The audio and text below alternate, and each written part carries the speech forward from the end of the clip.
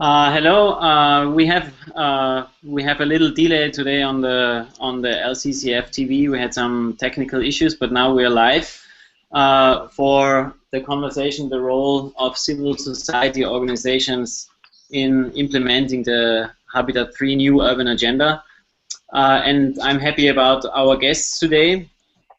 We have right now already with us Victoria Okoye from WIEGO, Ariana MacPherson from Slum Dwellers International, and Hirotaka Koike from the UNMH Group for Children and Youth. We are still managing and trying to get Jessica Beagley with us, our fourth guest from the NCD Alliance. We will introduce our guests more in depth in a second.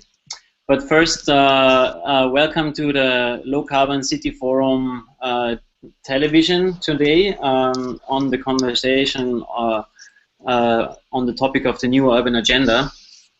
Some might ask themselves, what is the new urban agenda if you haven't been involved in this? We at the forum, we believe that for the topic of decarbonization and low carbon urban environment, low carbon urban development, we need to work in cities, and that's why all the policies, basically the development frameworks for urban development are highly relevant for us. And the new urban agenda is a United Nations framework document, a policy document that will be agreed upon this October in Quito, Ecuador. There has been a very elaborate process going on over the last 3 years already, with a lot of consultations on different levels, very formal and more informal ones, that all are leading up to the formulation of the new urban agenda, which is a document that is currently about 20 pages long. We have the latest draft was published in the end of July, and in one way or the other it will impact the lives of close to 2/3 of women and mankind, and we will talk today about how this is going to happen. And we as a Low Carbon City Forum, we believe that this is a unique chance of getting the decarbonization and low carbon agenda on the policy table of multiple stakeholders, because the new urban agenda works with nation states and then basically with the cooperation between partners. This policy can trickle down to every single person in the world potentially. So today I'm very happy to welcome our speakers, and I think we just start with an introduction round after I put forward the three main questions for today's discussion. So we will look, because our guests have been involved in this preparatory process of the new urban agenda on multiple levels. So we will get an insight into where the new urban agenda is currently headed for. Then we will look into what mechanisms that document does provide to empower the work of civil society organizations specifically, and we will also discuss how this policy document, which is on a national, international level, can empower the work of local of local NGOs and civil society organizations that are working in day-to-day work. You know, it's because sometimes you ask yourselves, what does our day-to-day work have to do with a policy document that is actually dealing with a time frame of 20 years, and we will see what answers we can have here. So we have a conversation today. We have guests from Kyoto, from Cape Town, South Africa, and from Accra, Ghana. So I think we should just first. Actually, right now, I think we can welcome our fourth speaker, if it's really happening. And before we start the introduction round, I think we should celebrate that moment that we have Jess Beagley with us also now. Right now, hello Jess, you're phoning from Geneva, is that right? From London, and I'm sorry I'm late. Are you in London? Okay. So great. So we have also London on the line today. I'm based in Vienna today, but we will just give the word firstly to Victoria Okoye, who is based in Accra, Ghana, to introduce herself and her organization. Okay, sure. So hello, everyone. My name is Victoria Okoye, as Florian said, and I am the Urban Advocacy Specialist with WIEGO. And WIEGO, my organization, stands for Women in Informal Employment, Globalizing, and Organizing. It is a global network focused on securing livelihoods, especially for women in the informal economy. WIEGO focuses on 3 particular sectors, that is waste picking, street vendors, and then home-based workers. And so WIEGO's structure includes a lot of engagement and partnership with membership-based organizations of informal workers. So this includes like trade unions, associations, federations of informal workers, researchers and statisticians, as well as practitioners who work in development. So working across those 3 broad constituencies, the aim of WIEGO is really to promote the voice, the visibility, and the validity of informal workers. And that's a lot of the work that we've been doing in the Habitat 3 process. Okay, great.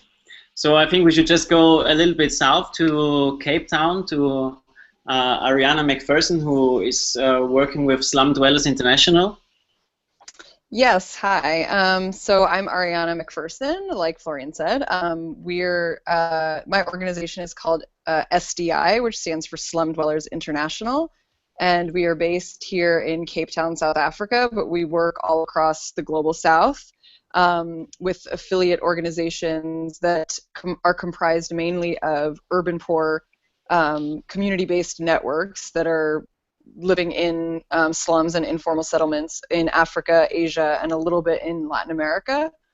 And 2 of the kind of central methodologies that a lot of our work around the New Urban Agenda has focused on have been, so a lot of what we talk about is the importance of creating partnerships between organized slum dweller communities and their local government organizations, and the use of community collected data as the basis for those partnerships to help the slum dwellers and the governments define development needs and implementation. So that's kind of just to frame where I'm coming from and what we do.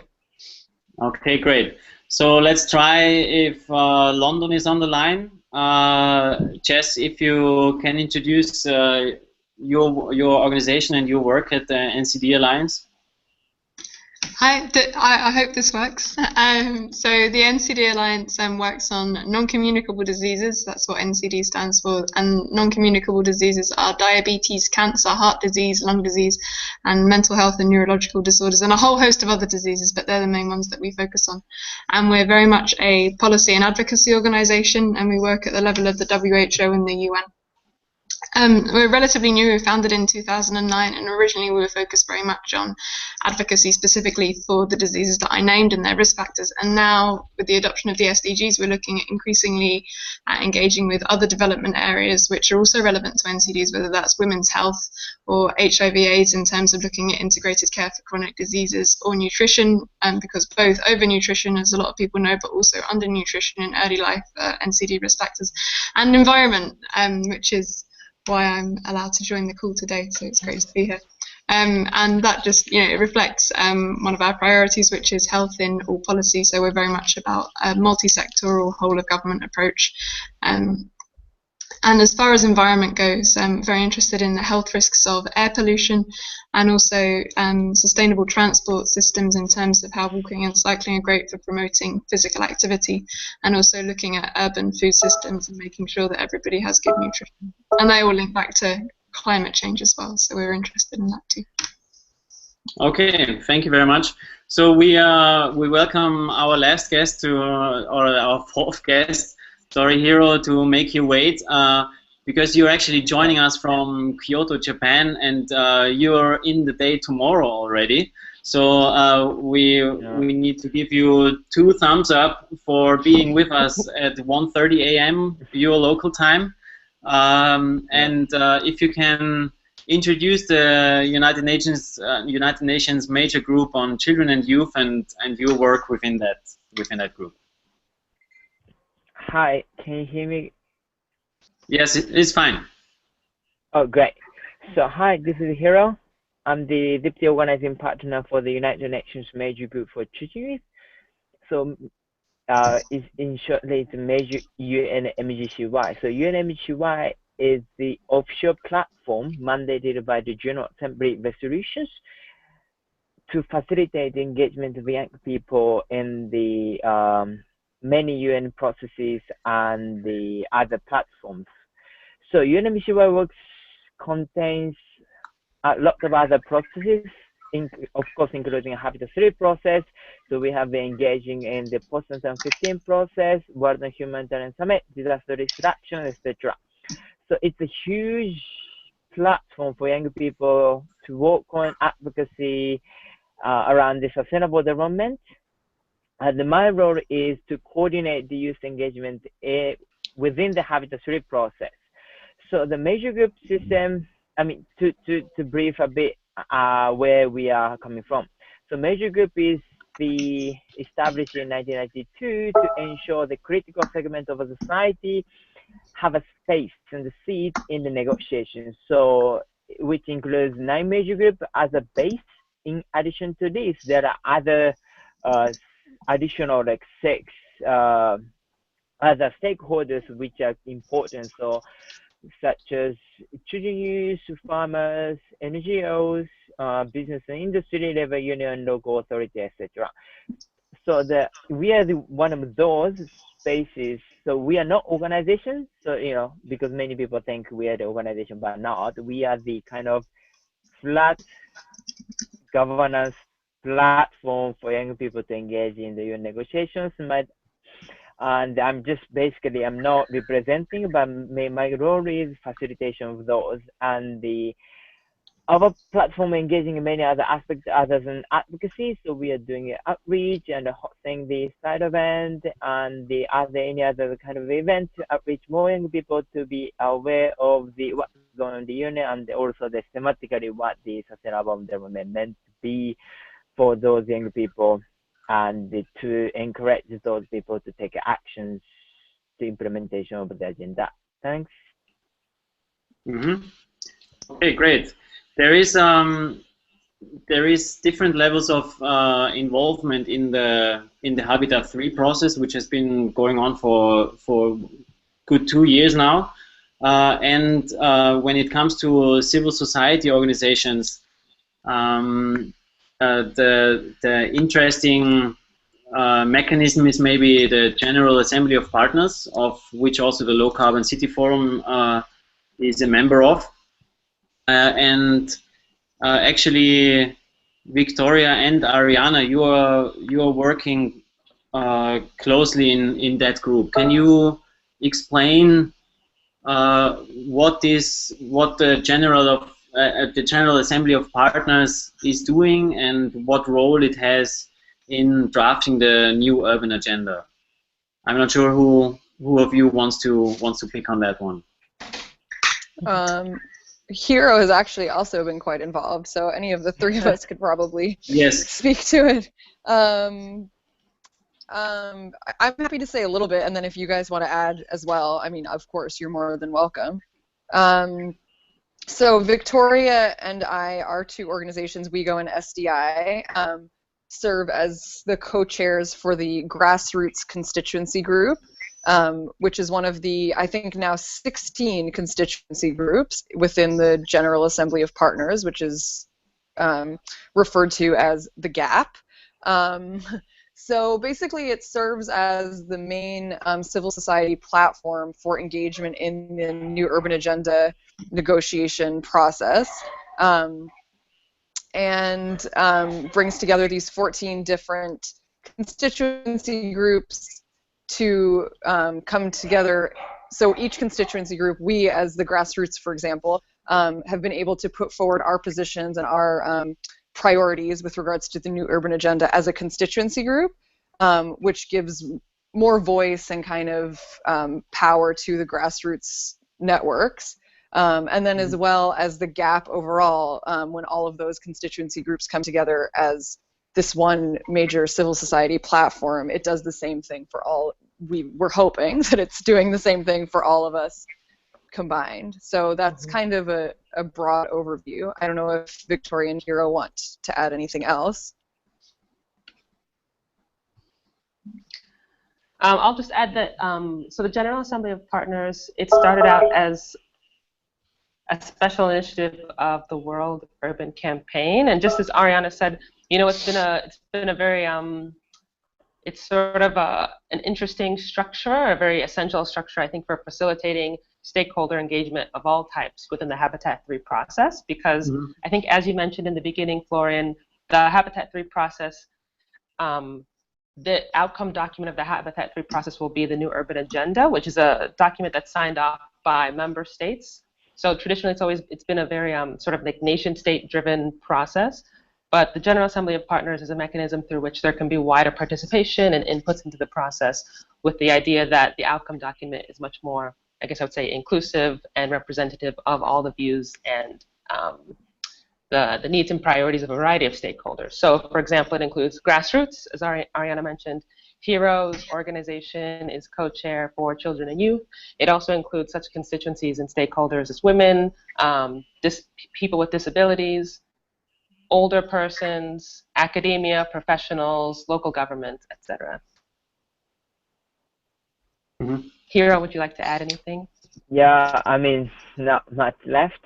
But I think, I mean, just to clarify, there will be 16 constituency group now, and I think this is a great initiative of stakeholders, you know, collectively, because obviously the UN system is not always flexible. So in the sense, we can be more flexible to open up the spaces for other constituencies which are not considered stakeholders established in the UN languages yet.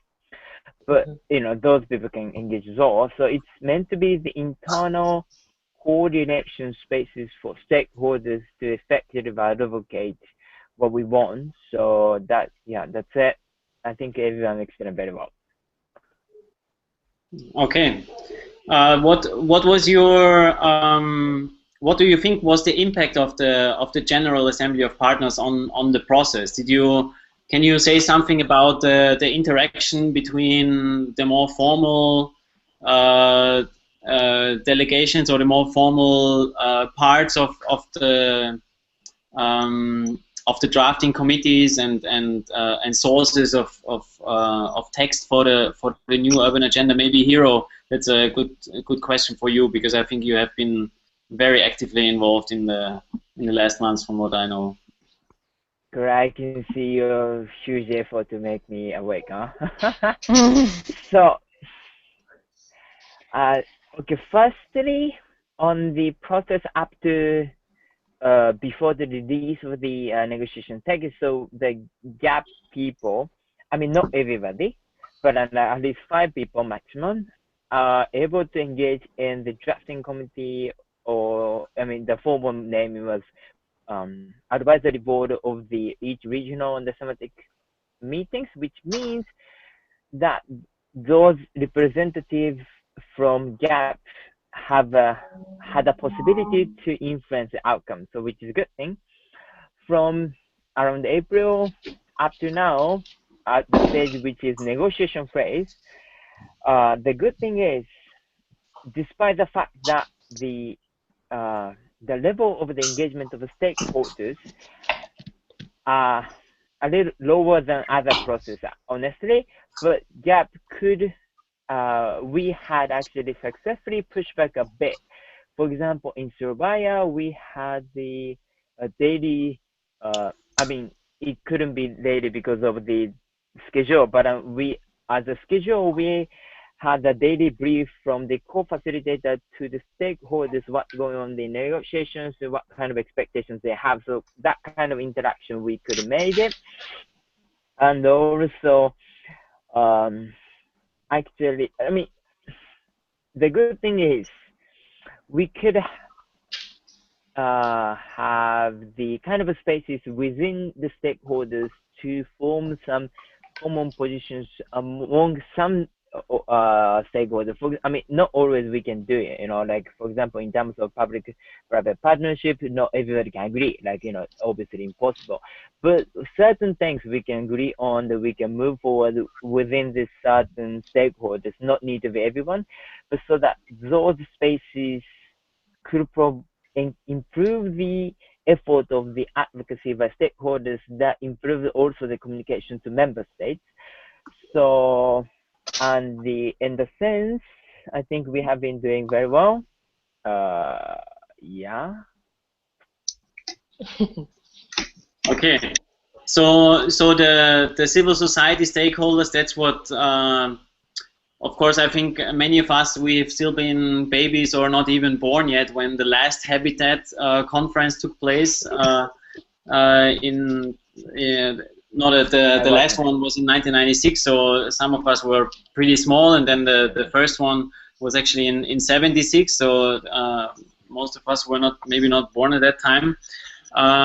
So there's a long time frame, but what you can read from people who have been present at least the last one is that that supposedly the role of civil society organizations at the negotiation table has been strengthened, but there has been some concern that this was actually not the case for this in the reality of the negotiations then at the PrepCons, at the preparatory conferences.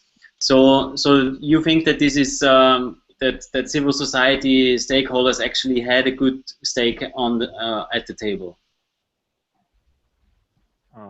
That's a question for Hiro. Okay. I mean, always there is a space, to room to improve. For example, we couldn't have the daily brief in the previous negotiations, which was the case of the post-2015 negotiations. So that's a little bit less. Of course, we could have been doing something else. For example, the brief by the member state. For example, in post-2015 negotiations, Brazil was willing to have a brief with the stakeholders on the negotiation process, because I mean they're very strong supporter of the stakeholders engagement in general, of course EU and others too. So I mean, yeah, I mean we can improve. I mean anytime, every time we want, but still, I mean, given the spaces, we have been doing well. So that's how to say it. Okay, and my next question would go to Jessica, because you have been very involved in the work to put health-related issues and language more into the new urban agenda. Can you say something about this work and where we stand with this at the moment? Yeah, so it's very much been a collaborative effort. So we're really grateful to all the partners that we have worked with, and just name a few. Obviously, the Low Carbon City Forum, the Union for International Cancer Control, Healthbridge Foundation of Canada, Vital Strategies, and IS Global, that used to be CREAL in Barcelona. And we started off with comments on the issue papers and the policy paper frameworks, and then when the zero draft of the new urban agenda came out, we realized that health, was much more poorly featured than we'd hoped it would have been, even with the advocacy that we'd been doing before that. And because of that, we decided that the best option would be to put together a letter. So this didn't go through one of the more formal routes like the General Assembly of Partners, but it was a letter that recommended insertion of health into strategic points in the text of the draft by that time of the new urban agenda. And it was accompanied by an annex that showed the different ways in which health was linked to urban priorities, whether that be transport or water and sanitation or food systems or air pollution. And we had 45 organisations either contribute to the draft or sign on to it, sign on to the letter, not the draft. So we're really, really pleased with that, and we circulated it to member states before the Surabaya negotiations and to the Habitat 3 co-facilitators. And in the draft that's come out post Surabaya, although we haven't seen a lot of the precise language recommendations that we made be incorporated into the Surabaya draft of the new urban agenda, we have seen a lot of the priorities that we were pushing for, and there's been an increase in the number of times that health has been mentioned, that food has been mentioned, cycling, and there's even a mention of non-communicable diseases, which we're really, really pleased about. Okay. So the impression is that the habitat process has been inclusive. You know, there was I think there was a really high aim to try to get a lot of people on the table. You know, our growing urban population that we have around the globe. So I would pose a question to maybe again Victoria and or Ariana, and that would be, now that we have the last basically the Surabaya draft, which has been published at the end of July, after the Surabaya preparatory conference, which is the last preparatory conference before the final conference in Quito. So where is that document headed for, and how well will it be? How well will we able to use it for our work? So what is your impression on that? You know, what is the power of the new urban agenda at this stage for civil society organizations? Well, I think you mentioned it, or maybe not, but you know, this new urban agenda, even though it's not a legally binding document, it does provide, it is very much a global commitment that member states will be signing off on or signing on to. And so that becomes quite important in terms of advocacy, especially in terms of taking this global commitment after that habitat process is completed and using this as a sort of point of engagement when it comes to national governments, local governments, that sort of thing. So just as Jessica had mentioned, that's why it's quite important to see some of these key mentions that we're all looking for, right? So in that context, it's health, within the context of our constituencies for the grassroots partner constituency group, that includes, you know, organized groups of the urban poor, so including informal economy workers, including informal settlement dwellers. So I think what we have been looking for is just, you know, sort of these critical recognitions of the contribution of these stakeholders, as well as recognition of these constituents of these stakeholders as recognition of these constituents as, you know, like sort of legitimate stakeholders within the planning process when it comes to urban development, when it comes to urban planning, when it comes to urban management. And I think that's still something that we're still pushing for, because I think even though there is recognition of the contribution of these stakeholders and recognition of some of the key challenges, I think more and more what's been interesting to see in the evolution of these drafts is sort of a narrowing in a way from a very much, I think in the beginning it seemed as though it was very much more inclusive in terms of a document itself, in terms of recognition of a lot of key stakeholders, in terms of recognition of not just national government, local government in the planning and management process, but also a wide range of stakeholders. And so that's narrowed quite a bit, and so I think that's something that's still a key priority area for us, which is, you know, ensuring recognition of grassroots, but also opportunities for grassroots to engage with local, national partners as strategic operators in the urban space, and then the necessary capacity building and support to enable those types of implementable partnerships. Okay. Is there something you want to add, Ariana? When I think that the work of SHAC and Slum Dweller or SDI or Slum Dwellers International it can use a lot of the content of the new urban agenda. So maybe you can give an insight into where you see the language in the document going for your specific work. Yeah, I think so too. I mean, I think, you know, like Victoria, and yeah, I think a lot of the language around informal settlements and the inclusion of specific mention to informal settlements and slums and those communities is really, something that we're happy about, and pushed hard for. I think there's also there is a lot of mention of kind of participatory governance and the need for multi-stakeholder partnerships and those kinds of engagements with all stakeholders. So, of course, from SDI's perspective, and from the perspective of the grassroots constituency group, as Victoria mentioned, we would be pushing specifically for partnerships between, urban decision makers and local governments and organized urban poor communities. And I think that the language that exists in the document allows for, us to advocate for those kinds of relationships. Also, one of the things that we're really happy about, as I mentioned earlier, a lot of our work is centered around this community collected and community driven data collection. And one of the things that we kept on kind of saying with the last few drafts, or the first few drafts of the new urban agenda, it referred to the importance of data and the importance of using data as the basis for kind of planning and implementation. There was no mention of community collected data. And in this last, not in 2 drafts ago, that was finally included, which was another kind of like something that we were really happy about. Which will, of course, allow for us to, again, kind of advocate for that, for working in that kind of a way with other stakeholders, where we can really advocate for community, community-driven data collection. So, yeah, I think we do see a lot of positives in the language of this document.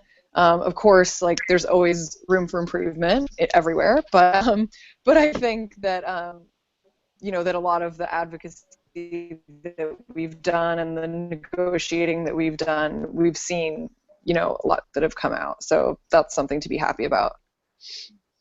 Yeah, but yeah, I think it's also critical to understand that this is an agreement between all the UN member states and their delegation.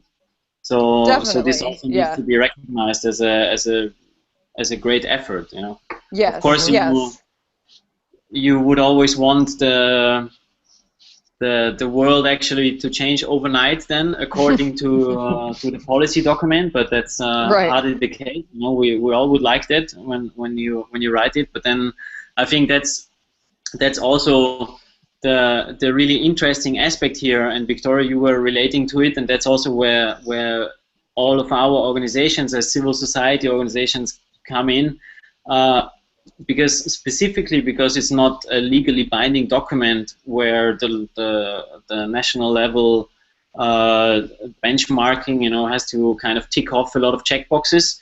The civil society organizations are really critical to basically say to their governments and even other stakeholders like the private sector or I don't know, religious leaders or whoever, everybody who is involved in creating future urbanity, to say, look, there is this document. It has been agreed upon by all the United Nations member states, and that's where we should be headed for. So let's build the urban future accordingly. It's also really funny to when you're an outsider, to then when you do this kind of wordsmithing, you go into sentences and then you just change a little bit, and you want that it's said in a slightly different way, but that's really important. But then it's actually what is then in a specific context taken out and quoted. So that's important to understand. You will, or in the least cases, use the entire document, but you will say paragraph 37 says this and that, and that's why this is important. So when we come back to the wordsmithing, Hiro, what is your impression on the pathway to the final document of the new urban agenda? What is your expectations? In Quito will be then suddenly a lot of will there still be a lot of changes, or what is your idea about it? Just to clarify, is that you mean about the negotiations and the text itself, right? I'm just talking about the latest draft, like the one from the Surabaya draft, basically. If you would expect from this draft a lot of changes until the final version.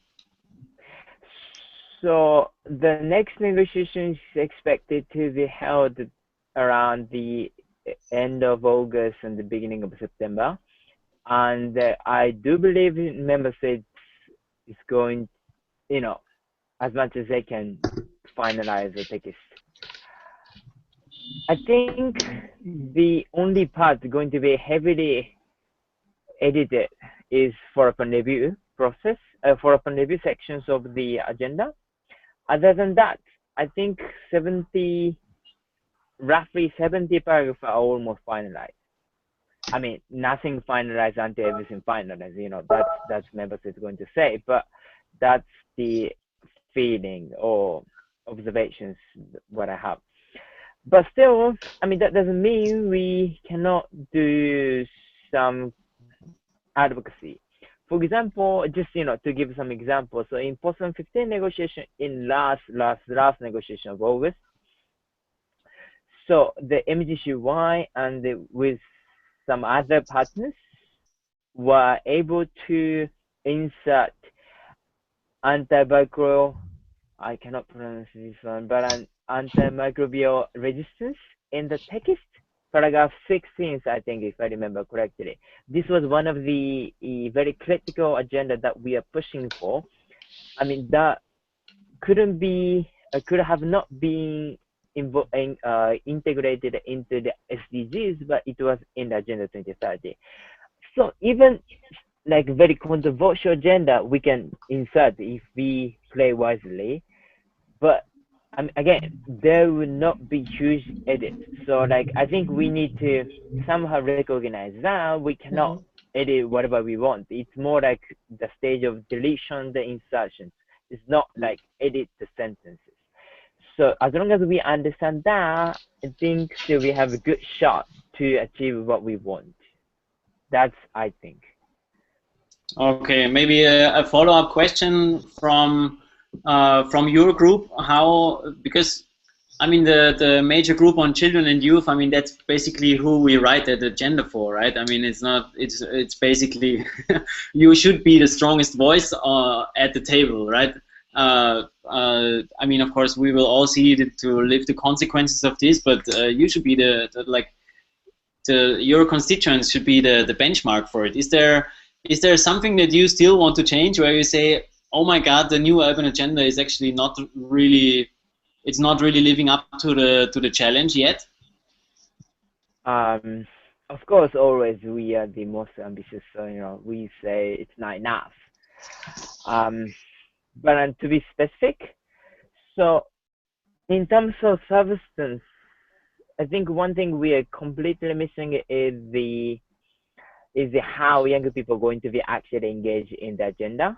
So again, the children youth have been and still considered as a kind of beneficially rather than contributor. So what we are trying to do is to kind of change the use paragraph to be more action oriented rather than like demographic dividend to contribute to the economy. So that's one thing. So what we are trying to change is to make it spaces for younger people to engage in the engage with the local authority in the implementations of the agenda. So that's what we are trying to improve, how younger people can professionally engage it. The other things is more like for open review process. So again, if there's no strong, robust for open review mechanism, there's no agenda that's going to be implemented. So that's what we think. So what one of the successes we made it in Surabaya was that to insert the major group in the open review sections, which is a huge success. I mean, as long as that is not going to be dropped. In addition to this, what we are trying to do is to make the actual spaces for member states to bring the political attentions and the will to open review. So if you look at the agenda, there's no meeting until like there's no specific meeting until 2036. I mean, again, we can say there is a high-level political forum dedicated for Goal 11 in 2018. There will be the World Urban Forum, etc. But those have nothing to do with New Urban Agenda per se, and there is no space for government to agree on anything. So we will push strongly that the member states need to have a meeting which have a intergovernmentally negotiated outcomes, so that actual member states need to work on this agenda. Like if you look at the Habitat 2, see, there's no proper review and there's no implementation accordingly. So we definitely need to have some sort of intergovernmental meetings that member states have to come and agree on something. So that makes sure the member states have to dedicate some time and resources to implement this agenda. So that's what we are going to, aim to achieve it. Yeah. So basically, it's great to have the goal set, but then how to actually implement it. And I think that our role can also be as civil society organizations to basically demand that change, right? When it comes to health and public health, and we all know we had a few. You can also watch them on our LCCF TV channel. We had a few conversations already on the topic of air pollution, which dealt with the scale of the problem, which is for us as a low carbon city forum an issue where climate change, health, and urban development go hand in hand. So basically, we strongly believe that healthy urban lives, they don't need to have a large fossil fuel footprint. But Jessica, when you look at the new urban agenda, is it when you anticipate the final document, where do you see the mechanism, or where do you see the value of that policy framework for the work of an organization like the NCD Alliance? So we'd have never hoped for the new urban agenda to outline, specific means of implementation for different health interventions. That would have been too optimistic for a document that's only 20 pages. I say only. We have to keep reading it every time a new draft comes out. But in terms of advocacy, both to health groups about, the fact that health and urbanization are linked, then for that it's very valuable for us, and also, to the urban planners and policymakers themselves. And I think what we could hope a little bit more for in the draft of the new urban agenda, and this I appreciate that this probably won't happen now, but it would be for actual links to be drawn and the co-benefits to be shown between health and other sustainable development areas, to get other actors aside from the urban specialists interested in health, whether it be people that are working on climate change or undernutrition, to see the slightly bigger picture and how interventions for one focus area can be beneficial across others as well. Okay. So next, I would ask Victoria also a very similar question: how WIEGO is going to use the new urban agenda. Now you worked so hard on making it better, and making it kind of more. Because I think that this is also the value that the civil society organizations can bring in, in such a process. They can say, okay, this is a language, or this is a wording which is relevant to the context of day-to-day work in urban development context in I don't know, South Africa or Ghana, or wherever, or Latin America, or to deal with informal settlements. But how are you going to use the new urban agenda once it's completed? Yeah, so that's actually something we've begun conversations on internally within WIEGO, but we haven't quite I think, finalize what our strategy and will be on that. I think that there are definitely a lot of opportunities. I think that, so as I mentioned before, I think one of the important aspects of getting certain recognitions within this document is that it now becomes an opportunity to leverage that when it comes to advocacy with our, with the national governments, local governments, and other decision makers. So, for example, within the New Urban Agenda, there's been recognition of the need for inclusive an inclusive transition from the informal to the formal economy, and a huge emphasis on decent work and the promotion of livelihoods, et cetera, which is quite important for us, because of course this is taking place within the midst of, bans on street vendors and street hawkers, destructions of local open air markets, et cetera, et cetera. So it really provides a good, I think, reference point, and yeah, definitely a good reference point through which to say, okay, our national government has signed on to this.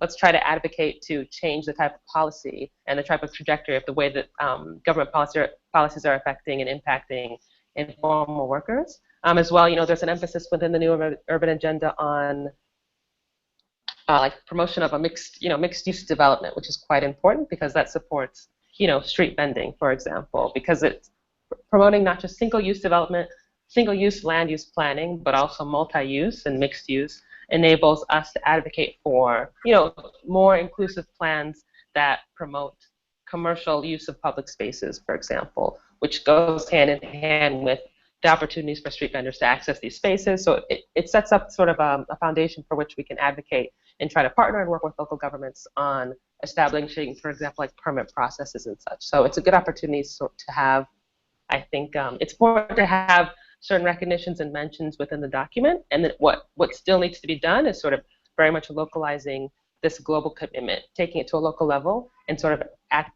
actively working with local governments to change the processes for urban development that are to be much more inclusive for informal economy workers. Mm-hmm. So is there you expect a lot of work to be done for civil society organizations as well, because the new urban agenda is actually calling for the development of national urban policies and strategies that are then bringing the goals of the new urban agenda onto the ground, right? Yeah, I mean, I think in many ways, even though, just as you said in the beginning, this whole Habitat 3 process has been, a process that's it'll take 2 years, in more than 2 years actually in total. And I think, but in many ways, it's very much just the beginning. I think what we're sort of trying to do is sort of establish this, like a global commitment through which we can continue our advocacy, hopefully at a more local level.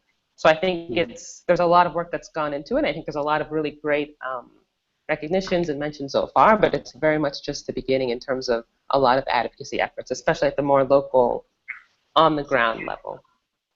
Mm-hmm. So we will keep the global work aside and then focus more on really bringing on localizing the global in sense. Ariana, is there something you want to say in the same vein? Is there will you go out and then pressure governments and large international donors to allocate the necessary resources to allocate to better the lives of people in informal settlements? Or yes, how are you planning? Definitely.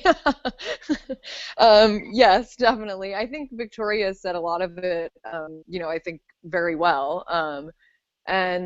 But yes, I mean, definitely. I think that that SDI very much operates at the local level. And, when we look at the kind of work that we do, the real meat of it takes place at the local level, in the cities where we work and in the settlements where we work. And so, as Victoria said, this document really is the starting point for those communities, those organized slum dweller communities to call on their local governments and their national governments, whether it like we spoke about, whether it's a national urban policy or you know, a city development strategy or whatever, to really hold their governments to account. It becomes a tool for that. And but yes, I think, and then at the local, I mean, at the global level, rather, you know, for us, I mean, I work at the Secretariat of SDI. So for us at the Secretariat, it does serve as an advocacy tool when we're dealing with donors and, you know, larger, yeah, in that kind of space. It also, it definitely, you know, will have some relevance there. But I think, as Victoria said, you know, what we're really looking at and thinking about and talking about now, and kind of have been talking about the whole time, really, in some sense, is, you know, that really the real meaning of the new urban agenda will come when we get into the implementation of this work, and how these commitments that are described, however nicely they're described in this document, how are they really going to be implemented on the ground, and how will this language translate into implementation on the ground. And that's, I think, what we really will be advocating for. You know, so when it talks about participatory governance, you know, a lot of organizations have had many experiences with participation that is not particularly meaningful, for example. So part of what we will still have to advocate for, and this will serve as a good kind of foundation, but is to really advocate for participatory governance and participation that is meaningful and really makes a difference in the way that cities get planned and the way that upgrading projects get implemented. So, so yeah, for us at SDI, it will definitely serve as a tool to help in those local advocacy and decision making and planning and implementation efforts. We hope that's our hope for sure. Okay. Does it? That's maybe a very personal question, or not too personal, but do you feel empowered by having such a document in the drawer? You know, it's basically, hey, you know, or do you feel empowered, and did it change your approach to the work? Basically saying like, hey, because for the SDGs, for example, I think that this is the case for certain people who work in the sustainable development context. They say, hey, we have now the SDGs. We really have to do something now. You know, it's not just a loose goal by some people. You know, that's really it's really happening now. Is that, I mean, in the best way, the new urban agenda would provide that feeling, right? Yeah, I think so. I think, you know, I mean, I work very closely with Rose Molokwane, who's a national community leader from South Africa, she's served as the you know, the co-chair from SDI for the grassroots group, and she's been really involved in all of the work around Habitat 3 and the new urban agenda. And I think for her, you know, what she always talks about, and I think what has been most meaningful for her, is to really have like the mention of slums and informal settlements so specifically in this document, and then also you know, around partnerships with civil society. And you know, so I do think that it is empowering. I think, but I do also think that for people like Rose and other, you know, grassroots leaders, they've had a lot of experience as well with things being on paper that don't necessarily translate into meaningful action on the ground.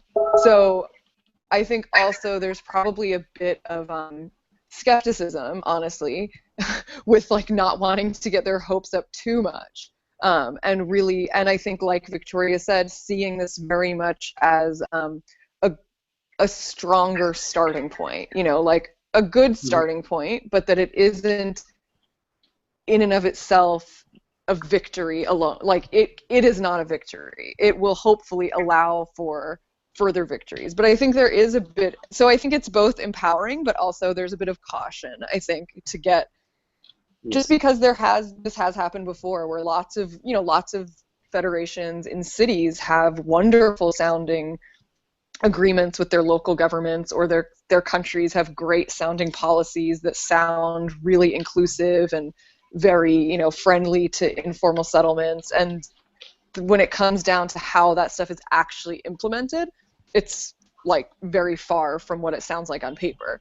So so I think there will be a lot of efforts to try and not have it happen that way when it comes to the implementation of upgrading and urban development, which is of course what we at SDI, that's like, you know, what our work consists of essentially. So we will be doing more of that going forward. So it's what you might be able to refer to as an implementation gap, you know, in between. Yeah, definitely.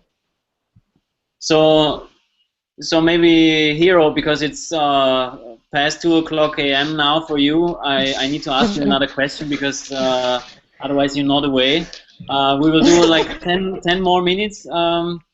But what is your take on this? Sorry to joke like that in a hangout, but it's really great, by the way, to have all of you assembled here, and I think that our ongoing series of conversations, it's I always describe it like as just basically having a conversation about something, you know, and by joining our thoughts and by checking in, I think we can on one hand inspire each other in our work and just keep up with what we're doing, but also inspire other people to join and to build meaningful change in urban or other contexts. But Hiro, the question would be, how can we, what is your idea, how can we prevent such an implementation gap, you know? How can we mainstream the ideas of the new urban agenda? How can we communicate it more? I mean, here locally in Austria, honestly, there's really not so many people who even know about that process, and it's staggeringly embarrassing. But I think that in the scope of this, it's a really beautiful endeavor that is going on, and I think it's a great chance when you look at the SDGs that are mentioned. You know, how can they be brought onto the ground, built into future urban environments, or how can the Paris Agreement be implemented? How can we reach the decarbonization tasks of the Paris Agreement? So in all of that, the new urban agenda can play a vital role. But what measures can we take as civil society organizations to minimize or at best prevent such an implementation gap, you know? Thank you for huge questions of this time. Well, I think first, as our role, I mean, that's what I think my role is to facilitate. I mean, again, if the document is great, if the document is going to be great, but doesn't necessarily need to be the implementation is going to be great. But how are we going to make sure the implementation is also going to be great and also in line with the new agenda? Is how are we going to act after the keynote? So just to give kind of our usual way to facilitate the implementation. So what we are going to do is always kind of to more outreach and the support local youth movement and organizations to be able to align their activity with SDGs, new agenda, center framework, whatsoever, to make sure they can actually have more impact on the matters they are working on, and also have a more effective partnership with the local government and other stakeholders to do it.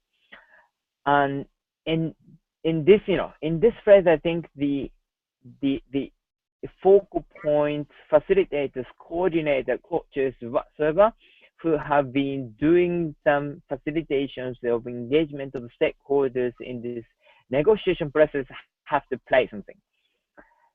To, you know, like, again, the role of those coordinator and, you know, not limited to coordinator, but also the people working in advocacy, and not ending in KIDO, of course, you know, to make sure that those agenda have been much more, or, you know, hard by so many other people who have no idea what's going on, but can use those agendas to make their projects be more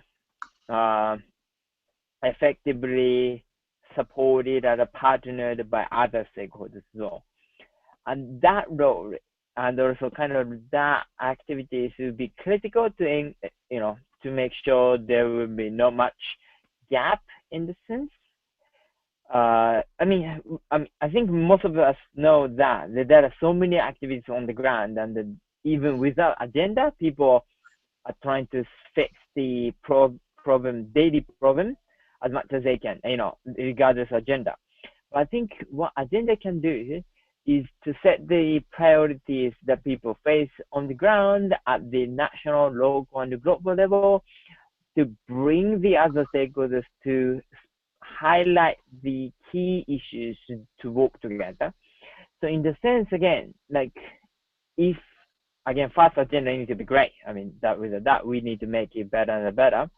But then how we are going to use that good outcome is that to make sure that those partnership is going to align with it. I think, again, that's very critical.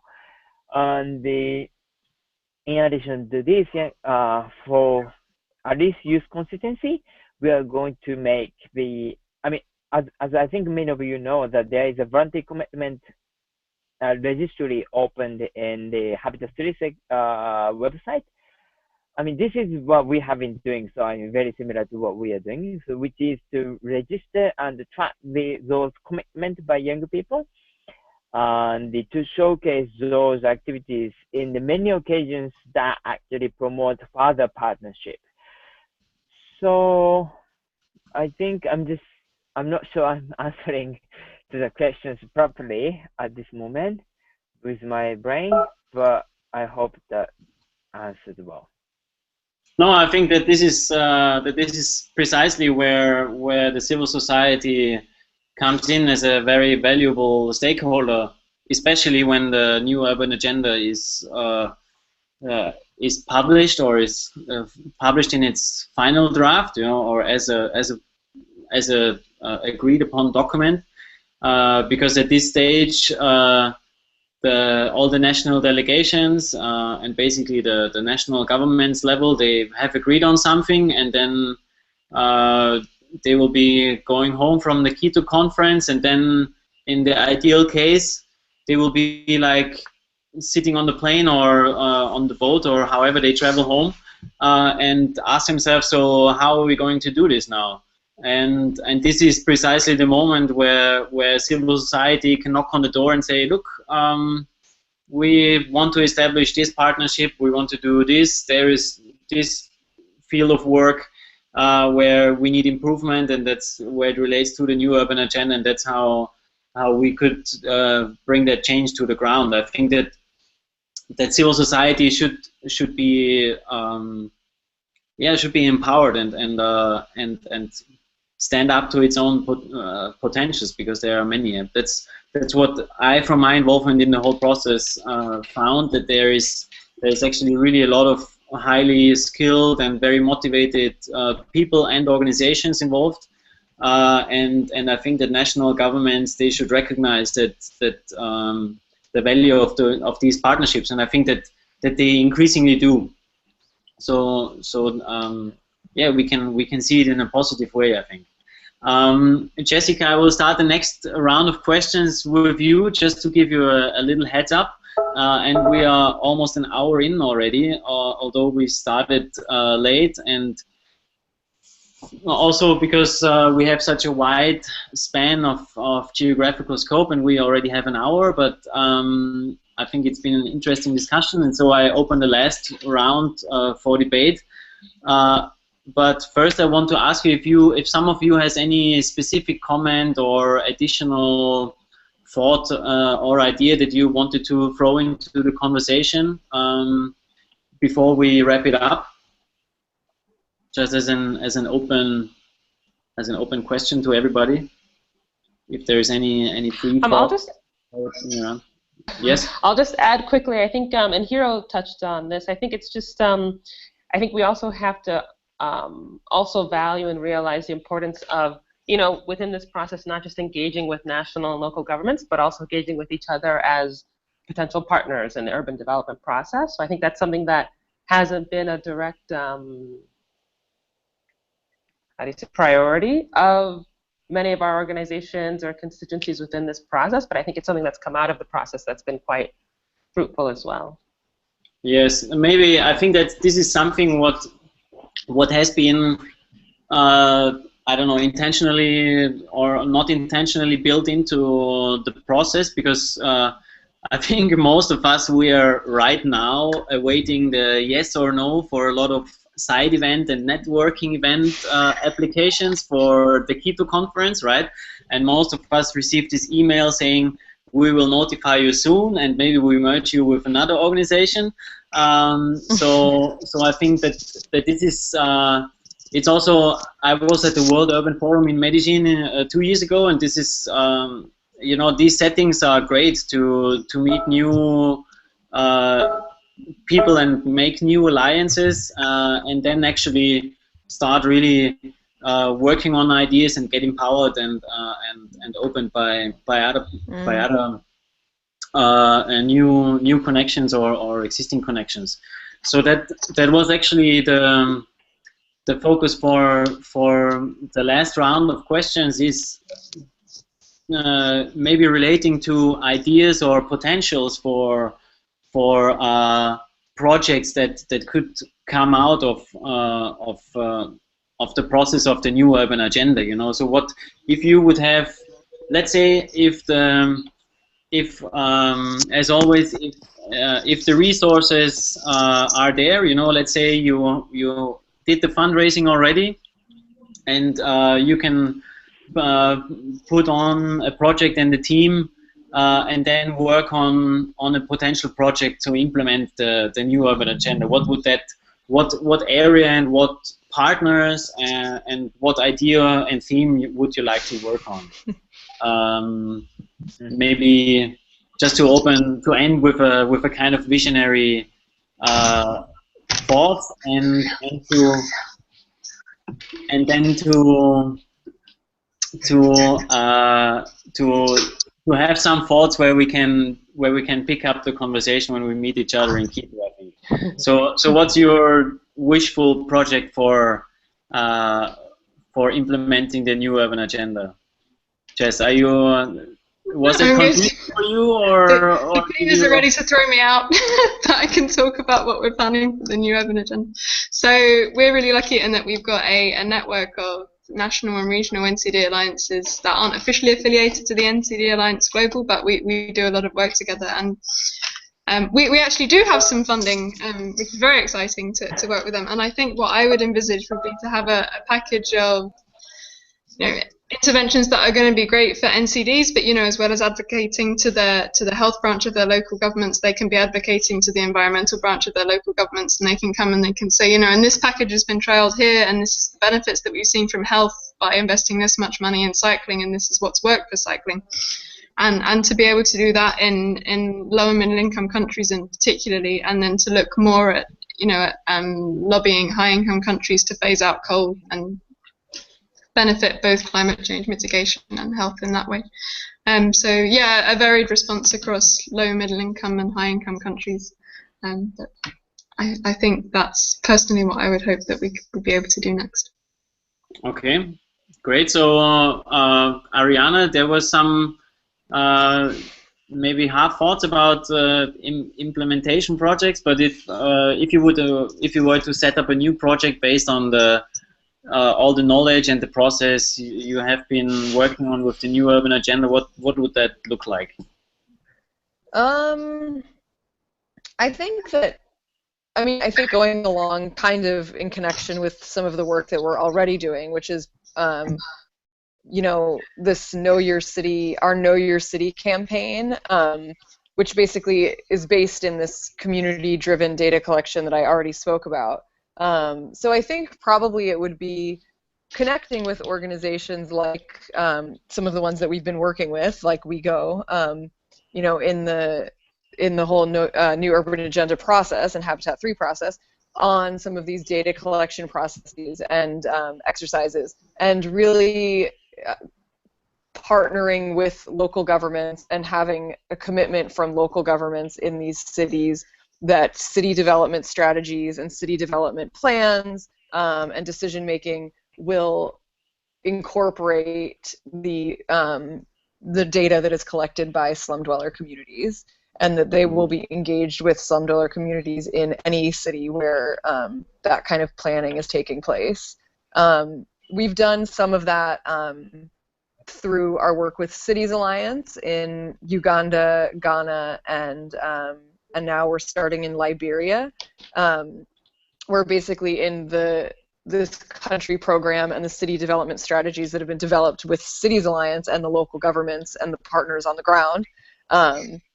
You know, part of the agreement has been that the data has to come from, that the slum data has to come via the community-driven community-driven data collection processes. So I think that would probably be one of our foundational kind of implementation visions, would be that data and is the basis of these kinds of partnerships that form you know, the basis for implementation on the ground. So if we could have the resources to make that happen in every single place where we work, and the political will from the local governments, that would be great. That would be a really good starting point. Okay, what's your wish project for after the new urban agenda? Victoria, sorry. Oh,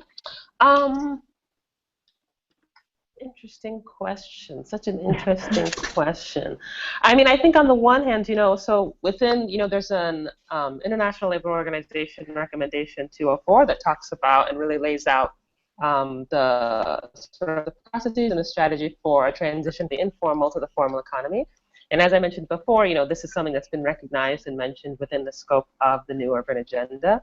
So, you know, just imagining interesting projects, I think it would be quite interesting to you know, sort of build off research that WIEGO has done in terms of really documenting the contributions of the informal economy, documenting some of the policy challenges, the environmental, sort of occupational health safety challenges, to really try to work with, you know, membership-based organizations of informal workers, local governments, to really develop policies and plans and strategies for, you know, sort of on-the-ground, inclusive transition, like transitions from, you know, formalization of informal work. So that could include, you know, like the developing and providing permits for street vendors. It could include, you know, really tailoring urban planning processes to be more inclusive in terms of including the opportunities for home-based work. It could include, you know, opportunities for informal organizations of waste pickers to partner with local governments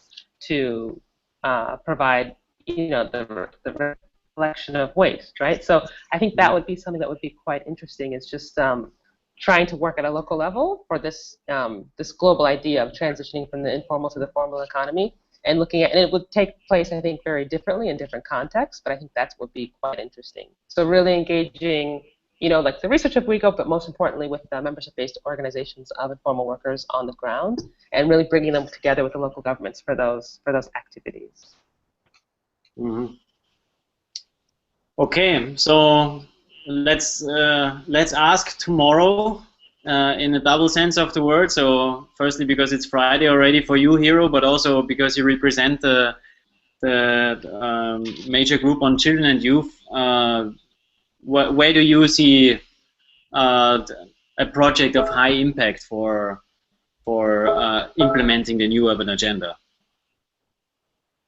Yeah, so it's a little bit tough questions for me, because again, I mean, as I say, we are not organization but platform for young people to engage in the advocacy and the proper review of the agenda. So basically, we don't have any role specifically in the implementation, but what we are actually working on now is to kind of partner with the local authorities to develop some scheme for young people to engage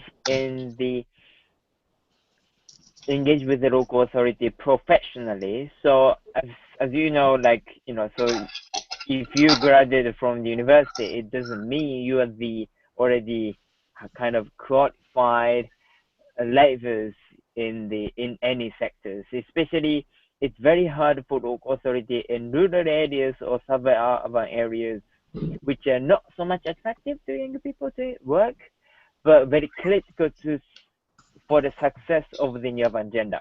I mean, again, one of the huge discussions of this Habitability process was how we can make sure the urban-rural linkages and the integrated territorial development. Without strong and robust local authority in those areas, we cannot succeed in this agenda. So what we are trying to do is kind of develop this scheme for young people, how those young people who are willing to engage in the administrative and local government work, but which are not so much attracted yet. So that's kind of we are, thinking now how the program can be so attractive for young people actually stay in those areas to work in the local government to effectively implement the agenda. That's one thing, how we are trying to distinguish from the internship. I mean, again, internship is not something the word we like. It's more like how we are, utilizing a way. So what we are trying to do is more professional, how we can make the program professional manner. So that's one thing. But just wanted to make one comment before ending. I mean, it's really great to discuss those projects and how we partnership with others altogether. But at the same time, one thing very interesting in Ethiopia, it was a financing for development conference, was in one room there was the business sectors discussing the like how PPP, public-private partnership, works perfect. In the room next to that room, there was a labor union who were criticizing the PPP, that is destructive and undermining the labor rights, etc. But there was no conversation between both. So before going to develop the agenda, we have still 3 months to discuss the agenda and the goals and the visions, what we think the best for sustainable territorial urban development. So, but I think we really need to face some critical conversations rather than complement to each other. I mean, again, it's good to recognize the good things of the other stakeholders, but at the same time, we really need to say something to, for example, I think I have something to say to private sectors, someone have something to say to other stakeholders. So I think that conversations have been lacking a bit. I mean, like, it's always great to say, oh, we are always united, but we are not. So let's face that and have a conversation by Kiro. So actually, I think we can more effectively form the partnership post Kiro. So that's what I think. Yeah. So you would like to see more beef in the conversation up to Kiro to. No, I mean, no, we have 3 months until Kiro, so let's discuss, like, again, we don't need to avoid the harsh conversations. I mean, that's we really need to do by Kiro, so that actually after Kiro we can discuss the project implementation on the same pages.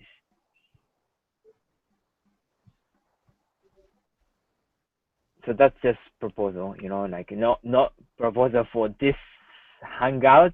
I mean, my brain's already there, but just proposing to all of us. Let's discuss after. I mean, until Kiro. Okay, I'm not sure if you hear me now, because I had issues with my internet connectivity. Is it still fine? Yep, perfect. Okay, great. So 2 thumbs up for the local internet connection here to the north of Vienna. Let's wrap it up. Hiro, thank you very much for being with us in the middle of your night. Okay. Thanks to Victoria, thanks to Jessica, thanks to Ariana for being here with